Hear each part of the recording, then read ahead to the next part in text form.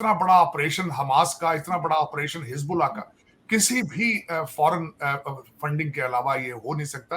और ये मुसलसल और यहाँ पे जो इजराइल वाली साइड से जो बातें आ रही हैं, जो मैं देख रहा हूँ यहाँ पे, कि उनका मीडिया ये बता रहा है कि उनके पास शवाहिद मौजूद हैं जिसमें औरतों और बच्चों को जो हास्टेज जिन्होंने हैं उनको छोड़ दिया जाए। और कतर जो इजिप्ट है वो ट्राई कर रहा था, वो मैसेजिंग कर रहे हैं, हमास है मैसेज कर रहा है थ्रू इजिप्ट टू इजराइल।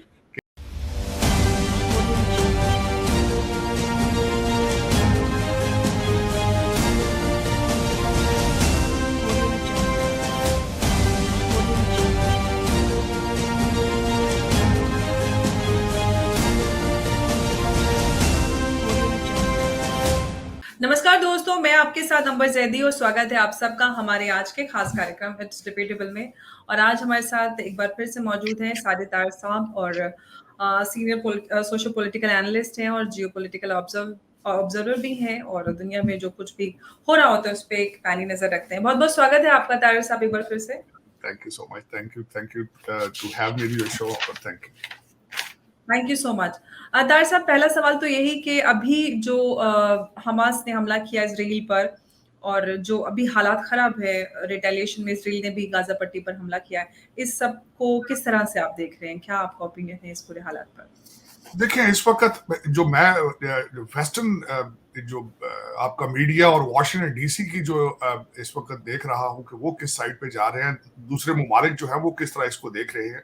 सबसे पहले तो इसकी राइट विंग जो है वो कहता है कि शायद हमास जो है दे रियलाइज कि दे वर लेफ्ट आउट। सऊदी और जो इजराइल और सऊदी अरेबिया की जो डीलें हो रही थी आपस में, वो देवर हमास और पैलेस्टीनियन देवर लेफ्ट आउट। यहाँ पे ये जरूर बताना चाहूंगा आपको, आपके देखने वालों को, कि पैलेस्टीनियन दो ग्रुप्स में डिवाइडेड है, गजा और वेस्ट बैंक। गजा पर हमास है और जिनको ईरानियन सपोर्ट हासिल है, और वहां पे ये भी बताना चाहूंगा कि अंबर उनकी सिर्फ गाजा के ऊपर भी पैलेस्टीनियन सारे उनको सपोर्ट नहीं करते, सिर्फ 31% जो है पैलेस्टीनियन उनको सपोर्ट करते हैं गाजा में। तो देखा जाए तो वो बहुत माइनॉरिटी में है, they are not in majority. लेकिन उसमें जिस तरह मैंने आपको बताया है कि वो समझ रहे थे कि शायद ये जो फलस्तीनी डील हो रही है in between Israel and Saudi Arabia और अमेरिका, उसमें देवर लेफ्ट आउट और उसमें उन्होंने आके ये सारा उस पर किया। लेकिन यहाँ पे ये बताना चाहूंगा कि इस सारे मुद्दे के अंदर जो एक तशवीशनाक बात ये है कि आप सारी दुनिया को पता है कि मोसाद इजराइल की एक सुपरसोनिक इंटेलिजेंस एजेंसी है, उनका जितना नाम है, उनका 3 बिलियन बजट है साल का, 7,000 उनकी एम्प्लॉयमेंट है, 7,000 लोग काम करते हैं उसमें, लेकिन दे आर उसका मैच ही नहीं है। लेकिन इसलिए इतने लार्जर स्केल पे जो हमला हमास ने किया है, इसकी जाहिर बड़े अरसे से तैयारी है, लेकिन वो किस तरह इस चीज को डिटेक्ट नहीं कर सके।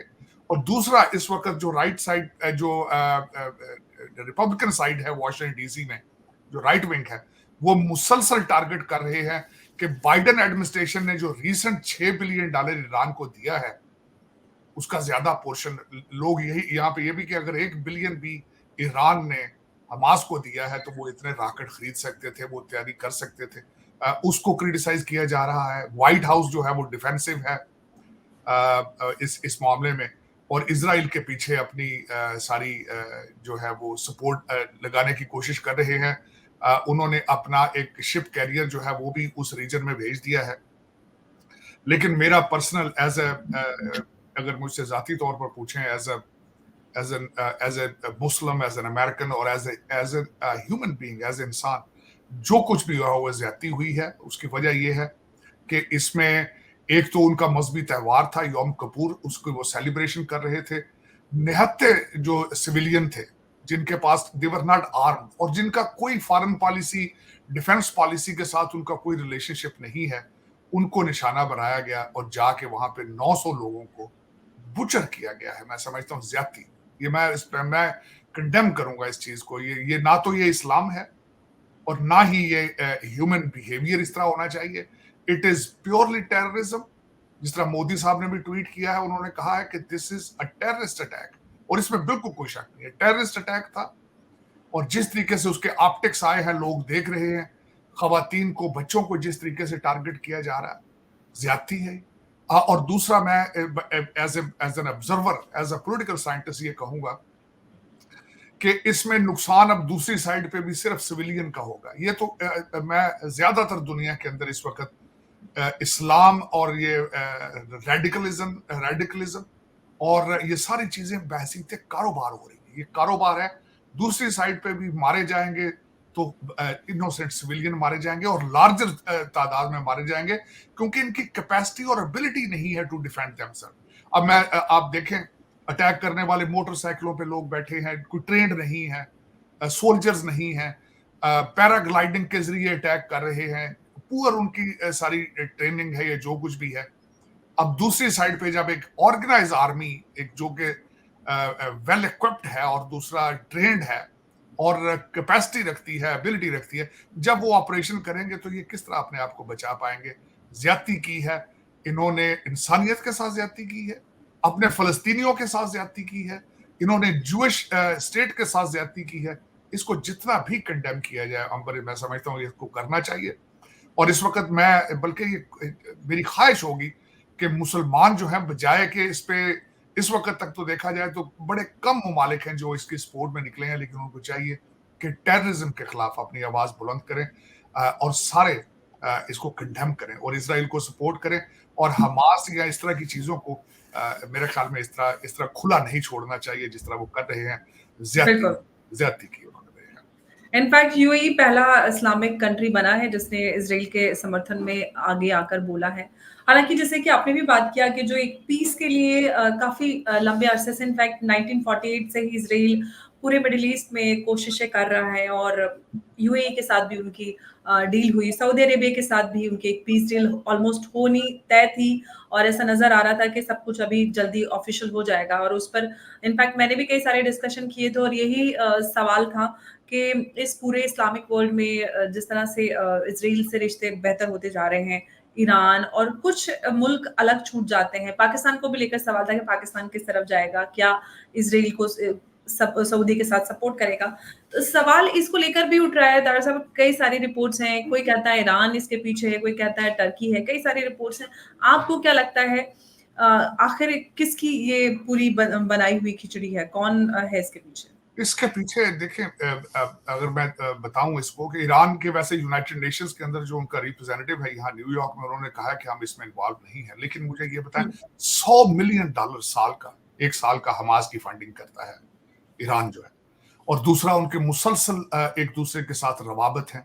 दूसरा, आपको यहाँ पे ये भी बताना चाहूंगा कि सीरिया के ऊपर 200 से ज्यादा इजराइल ने एयर स्ट्राइक्स की हैं। किस वजह से की हैं?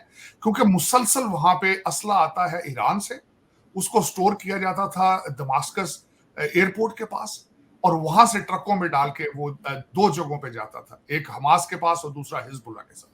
और इसके आज के नहीं, बड़े पुराने शवाहिद मौजूद हैं। एक इतना बड़ा ऑपरेशन हमास का, इतना बड़ा ऑपरेशन हिजबुल्लाह का, किसी भी फॉरेन फंडिंग के अलावा ये हो नहीं सकता। और ये मुसलसल, और यहाँ पे जो इजराइल वाली साइड से जो बातें आ रही हैं, जो मैं देख रहा हूँ यहाँ पे, कि उनका मीडिया ये बता रहा है कि उनके पास शवाहिद मौजूद हैं जिसमें वो मुसलसल हमास के लोग ईरान के ट्रिप लगाते रहे हैं, बाहर ममालिक में उनकी मीटिंग्स होती रही है, ट्रेनिंग होती रही है, प्लानिंग होती रही है। लेकिन इसके पीछे अगर देखा जाए तो अब फिर दूसरा अंबर, एक और भी चीज देखनी होती है। शवाहिद ना भी मौजूद हो, लेकिन ये देखना होता है कि इसमें से बेनिफिशरी कौन है।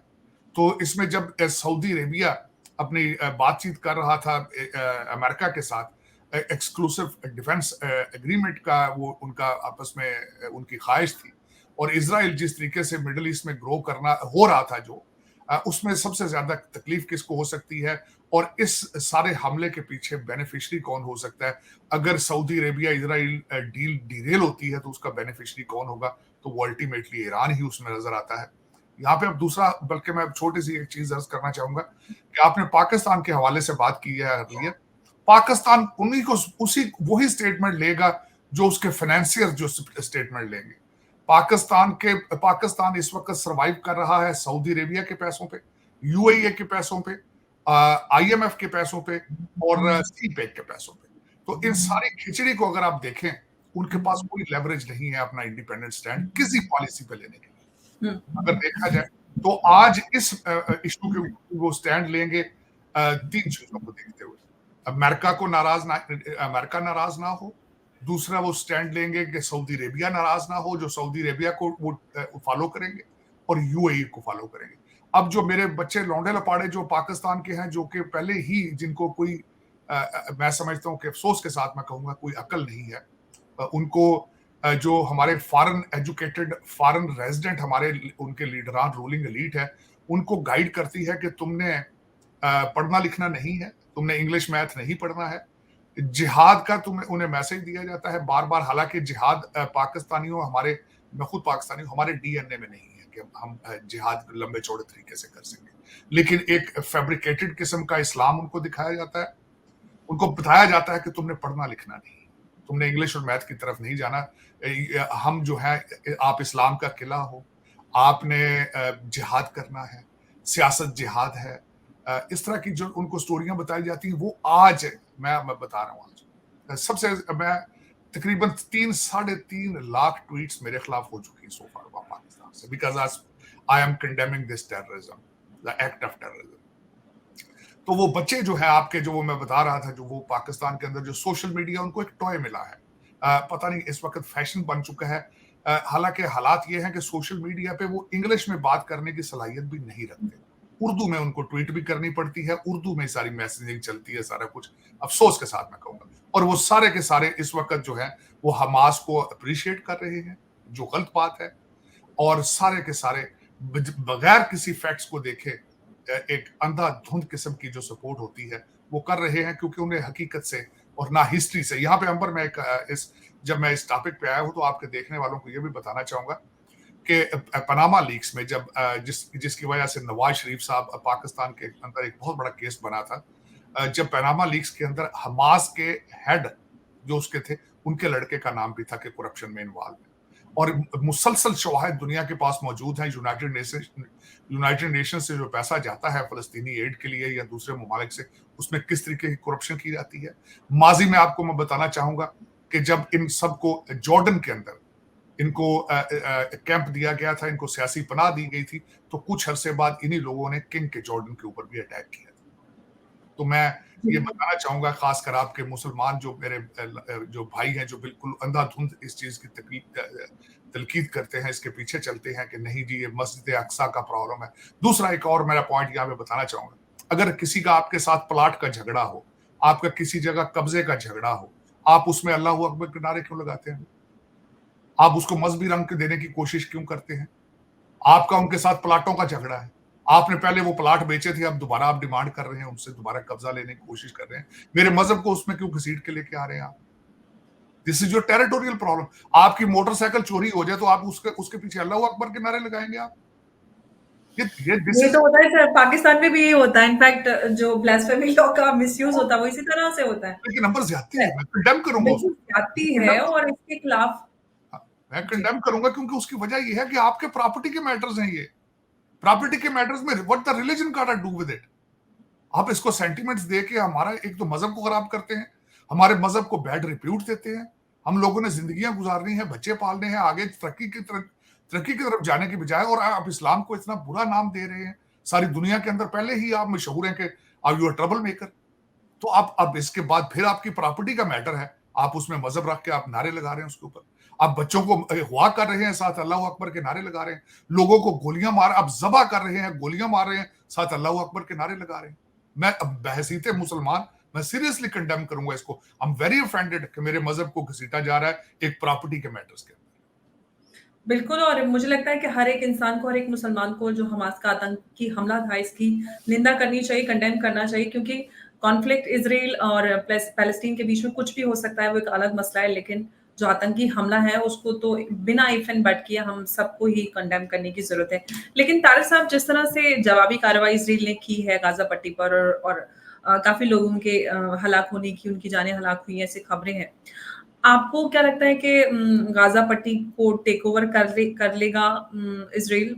ऐसा कुछ आप ल यहाँ पे मैं जब इनकी वार टैक्टिक्स जो इनकी चीजें देख रहा हूँ, एक तो हुँ, वो समझते हैं कि हमास को इस दफा क्रश करने के लिए it is very important to go, उनकी जो फौज है उसको टेक ओवर करना होगा, गाजा को उनको जाके ऑपरेशन करना होगा।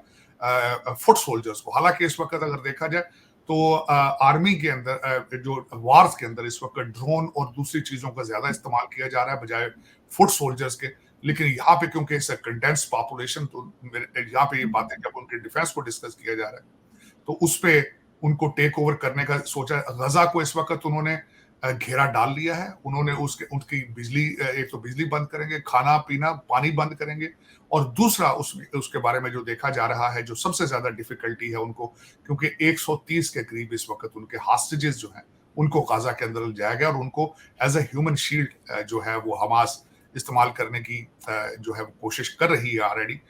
दो चीजें यहाँ पे ऐड करना चाहूंगा जो कल की बातें थी। अभी यहाँ सुबह सुबह का टाइम है। कल की जो दो बातें थी कि तकरीबन 500 के करीब कैजुअलिटीज हो चुकी थी पैलेस्टीनियन साइड पे, और हमास ट्रूस की बातें कर रहा था कि हम ट्रूस करना चाहिए। दो लोग जो हैं, दो कंट्रीज इस वक्त उनकी मीडिएशन कर रहे हैं, एक इजिप्ट है और दूसरा कतर है। कतर जो है वो ट्राई कर रहा है कि किसी तरीके से औरतों और बच्चों को जो हॉस्टेज जिन्होंने हैं उनको छोड़ दिया जाए। और कतर, जो इजिप्ट है वो ट्राई कर रहा था, वो मैसेजिंग कर रहे हैं, हमास है मैसेज कर रहा है थ्रू इजिप्ट टू इजराइल कि हम ट्रूस पे बात करने के लिए तैयार हैं। लेकिन जो माजी में अगर देखा जाए, इजराइल उस वक्त तक ट्रूस या बातचीत के लिए नहीं आता जब तक वो अपने ऑब्जेक्टिव हासिल नहीं कर लेता। यहाँ पे ये भी मैं खासकर बताना चाहूंगा कि मरने वालों में सुना है कि 9 अमेरिकन भी, जो अमेरिकन सिटीजन भी थे, ज्यूइश जो थे वो अमेरिकन सिटीजन थे, और जो हॉस्टेज हैं उनमें ज्यादातर इमिग्रेंट हैं, थाईलैंड के लोग हैं, फ्रेंच भी हैं, उसमें सुना ब्रिटिश भी हैं। तो इस वक्त ये यूनिक, और ये सारी चीजें जब इकट्ठी करके देखी जाएंगी तो लगेगा, ये लग रही इस तरह रहा है कि this will become a universal issue. This will, the world will be on one side, Hamas will be on the other side. और दूसरे कुछ ममालिक तो नहीं है जो अनएजुकेटेड मुसलमान, जो जिनको कोई फैक्ट नहीं पता, जिनकी आंखों पे पट्टी है, कान बंद है, जिनको सुबह शाम जो है वो जिहाद की उनको ख्वाब आते रहते हैं, खामखा बगैर अंडरस्टैंडिंग के व्हाट इज इवन द इस्लाम। वो फलस्तीन के लिए नारे लगाते रहेंगे, लेकिन they will be in minority. This is what my prediction is. लेकिन दार साहब, एक सवाल इसमें से और निकल कर बनता है कि अगर गाजा पट्टी को टेक ओवर कर लेता है इसराइल, तो क्या प्रॉब्लम का सोल्यूशन निकल आता है? क्या मसला हल हो जाएगा और आगे जो हालात खराब हो सकते हैं या उस पे काबू पाया जा सकता है? देखें, इस पे अगर अगर मुझसे जाती तौर पे पूछें तो this is definitely two state solution के बगैर इसका हल जो था वो मेरे ख्याल में कोई दूसरा हल नहीं है। लेकिन अब उस चीज को अचीव किस तरह करना है, ये एक $1 मिलियन क्वेश्चन है। इस पे बड़े अरसे से काम हो रहा है, बड़े अरसे से ट्राइयां की जा रही हैं, अमेरिका की तरफ से, सऊदी अरेबिया की तरफ से, इजिप्ट की तरफ से, जंगें लड़ी जा चुकी हैं, लोग मारे जा चुके हैं, लेकिन अनफॉर्चुनेटली पता नहीं इसका क्यों नहीं we are not able to move for. अब उसमें ज्यादातर मैं जो मेरा अगर if you personally ask me, Ambar, मेरे ख्याल में जब भी कोई इशू होता है उसका हल जरूर होता है। It's up to you how you find it. लेकिन अब देखें, पता नहीं क्या बात है। एक तो ये है कि Palestinian they are divided in different groups. एक ग्रुप को मनाते हैं मेरे ख्याल में, तो दूसरा ग्रुप साइड पे हट जाता है।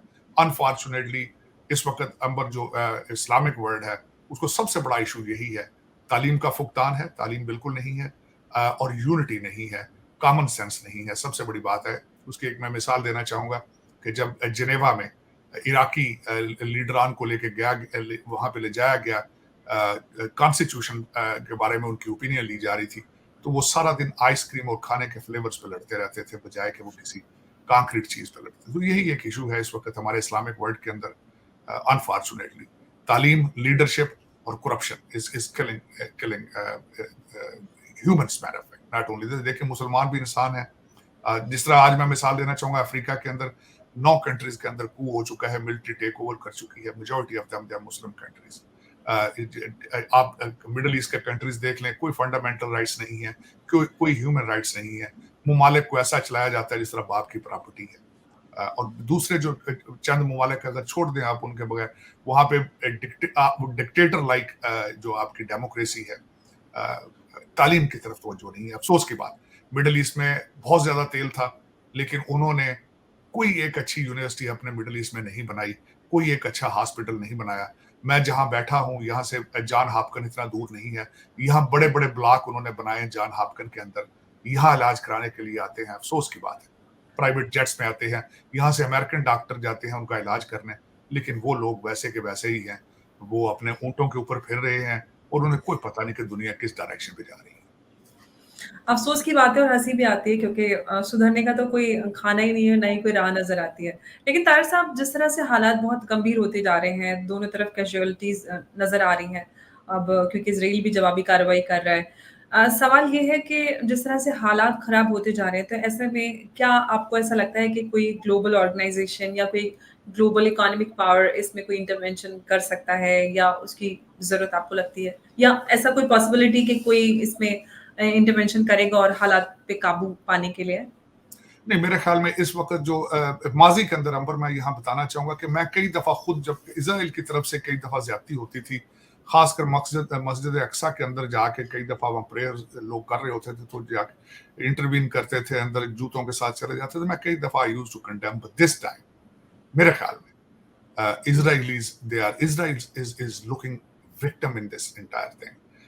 वन साइडेड उनके ऊपर अटैक किया है, इनोसेंट लोगों को मारा गया और लार्जर स्केल पे उनकी आर्मी बेस को टेक ओवर कर लिया गया था इजराइल की। और उसमें देखें और दूसरा अगर यूनाइटेड नेशंस को देखें तो एक सिर्फ नेटवर्किंग ऑर्गेनाइजेशन है, वहाँ नेटवर्किंग के अलावा कुछ भी नहीं है। वहाँ कोई भी आज तक उन्होंने ऐसी चीज नहीं की जिससे कोई कॉन्क्रीट रिजल्ट निकला हो या ये सिग्नल जाए कि ये सक्सेसफुल ऑर्गेनाइजेशन है। मेरे ख्याल में कल परसों एक स्टेटमेंट दी है यूनाइटेड नेशन के सेक्रेटरी जनरल ने, लेकिन उसको भी लोग इतना अप्रिशिएट नहीं कर रहे। दूसरा मेरे ख्याल में इस वक्त कोई भी ऐसा मुल्क नहीं है जो ये रिस्क ले, अपना पॉलिटिकल इक्विटी जाया करे इतनी कि आगे जाके तो उनको इजराइल को कहे कि जी आप ज्यादती कर रहे हैं, आप ये क्यों कर रहे हैं। इस वक्त the way Hamas reacted it gives them the full leverage to Israel कि वो अपने अहदाफ जो हैं वो अपने जो टारगेट अचीव करें, और वो करेंगे। मैं बता रहा हूँ कि माजी के अंदर भी देखा है, वो तब तक अपना ऑपरेशन नहीं रोकते जब तक वो अपने टारगेट अचीव नहीं कर लेते। तो इस वक्त मैंने बताया है कि हमास ने इतनी बड़ी ज्यादती की है अपने लोगों के खिलाफ। अब देखें उन्होंने जो इजरायली मारे हैं वो तो एक अलग की बात है, अपने लोगों के खिलाफ उन्होंने बहुत बड़ा एक गलती की है और वो मारे जाएंगे। और अब मारे इजराइल जा रहे हैं और ये मारे बात तो ज़ाहिर-सी बात है, अगर आप किसी पे हमला करेंगे तो वो जवाब में कोई ना कोई तो जाएंगे। हमला करेगा ही और उसमें आपके लोग भी मारे जाएँगे। तो उन्होंने इज़राइल को इतना हल्का लिया हुआ था कि वो आप उनके घर में घुसकर आतंकी हमला करेंगे और वो बैठे हुए देखते रहेंगे। देखते रहेंगे। और दूसरा एक हिजबुल्लाह दूसरी साइड पे वो भी स्टेटमेंट दे रहा है वो बिल्कुल। और दूसरा मैं ये बता रहा हूँ इजराइल वो मैं मुसलसल उनकी न्यूज देख रहा हूँ, they are prepared to start the wars on two both ends, Lebanon और गाजा की तरफ। गाजा तो वो मुझे नहीं लगता अब गाजा दोबारा हमास वहां पे पैलेस्टीनियन कोई रूल करने की पोजीशन रहेगी उनकी, हुँ। या वहां पे अपने कैंप रख पाएंगे। वो they will wipe them out. मैं जिस the way I am looking at the way I तो एम क्या लुकिंग। हम इस जंग को और बड़ा होते हुए देख सकते हैं? क्योंकि इस तरह के भी अंदाज़े लगाए जा रहे हैं क्योंकि इनडायरेक्टली इसमें ईरान तो इन्वॉल्व है ही। क्या कोई तीसरी पावर इसमें इन्वॉल्व हो सकती है और जंग को हम मज़ीद और बड़ा होते देख सकते हैं इसमें? मैं इसको बड़ा होते देख सकता हूँ सिर्फ इस वजह से क्योंकि अमेरिका जो है वो they are moving their ship next to the Israel right now. और जो पीछे माजी में यूक्रेन के अंदर जो कुछ हुआ है रशिया के साथ, जिस तरीके से उनको एंगेज करके वहां फंसाया गया और उनको ब्लीड करने की कोशिश की गई, और इस वक्त जो ब्लॉक बन चुके हैं कि रशिया और China is one block, America is another block, तो उसमें देयर इज अ पॉसिबिलिटी कि अब वहां पे हो सकता है कि रशिया चाइना कोई ऐसे ही वहां पे फॉरेन पॉलिसी अडॉप्ट करें जिससे अमेरिका को एंगेज किया जाए वहां पे, और अमेरिका को अमेरिकन इकोनॉमी और रिसोर्सेज को मिडल ईस्ट के अंदर ब्लीड किया जाए। There is a strong possibility क्योंकि अगले पिछले प्लान के हिसाब से अगर देखा जाए, this was America's plan to bleed Russia in Ukraine and bleed China in Taiwan. लेकिन मेरे ख्याल में ये चीजें चेंज होती नजर आ रही हैं। सबसे बड़ा लूजर इस जो पैलेस्टीनियन हमास और इसराइल का है वो यूक्रेनियन वार है। इसके बाद उसके इस वक्त दुनिया की तवज्जो हट जाएगी, फाइनेंशियल सारे जो सपोर्ट थी वो रुक जाएगी। मेरे ख्याल में this is a new front. और जिस तरह मैंने आपको कहा है कि इसको it looks like it will be a long haul war, ये कुछ अरसा चलेगी और देयर इज अ पॉसिबिलिटी। अब सबसे बड़ा इम्तिहान इसमें अमेरिका के लिए है कि how they behave in this, how they engage in this, how far they go into this war, और अपने आप को बचा पाते हैं या नहीं। यहाँ पे अंबर ये जरूर बताना चाहूंगा कि कोविड के बाद अभी तक सप्लाई चेन पूरा रिस्टोर नहीं हो पाया था पूरी दुनिया के अंदर। सारी दुनिया की इकानमी जो है वो स्लगिश है इस वक्त अगर देखा जाए, बिलखसूस चाइना, अमेरिका की इस वक्त। रशिया ने यूक्रेन वार में तेल की वजह से बहुत पैसा बनाया है, rouble currency best performing currency थी, लेकिन अमेरिका मैं बैठा हूं, मैं देख रहा हूं कि यहाँ की economy is not up to the way it was expected. China में रियल एस्टेट क्राइसिस चल रहे हैं। हाँ, भारत, आपको मैं जहां आप बैठी हैं मैं आपको इसकी दूंगा, आज की भी वर्ल्ड बैंक की रिपोर्ट थी कि your economy is performing excellently.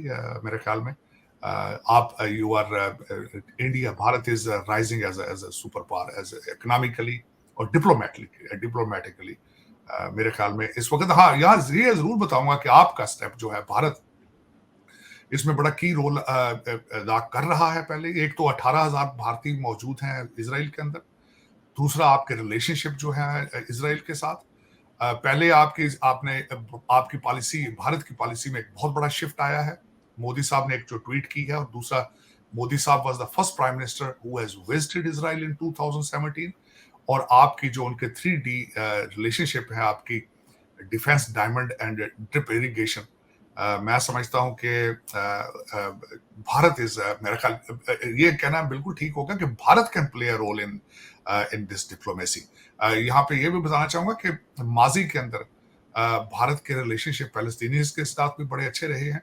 तो मेरे ख्याल में अगर देखा जाए तो इस वक्त among all the other super powers, India के पास बेटर लेवरेज है टू स्टेप इन और talk to the both parties, मेरे ख्याल में। जी, बिल्कुल। और बिना बात कराए प्रधानमंत्री मोदी ने ट्वीट भी किया और उस पूरे एक्ट को, जो हमास टेररिस्ट एक्ट था, उसको कंडेम भी किया। हालाँकि इस पूरे मुद्दे को लेकर हर एक कंट्री में 2 धड़ों में लोग बँटे हुए हैं। एक फ़लस्तीन को सपोर्ट कर रहा है और दूसरा इज़राइल को। लेकिन हमास ने जो किया, वो किसी भी तरह जस्टिफ़ाई नहीं किया जा सकता। ताहिर साहब, बहुत-बहुत शुक्रिया, आप चर्चा में जुड़े और आपने हमारे साथ इस पूरे मुद्दे पर चर्चा की, उसके लिए आपका एक बार फिर से बहुत शुक्रिया। नमस्कार। नमस्कार।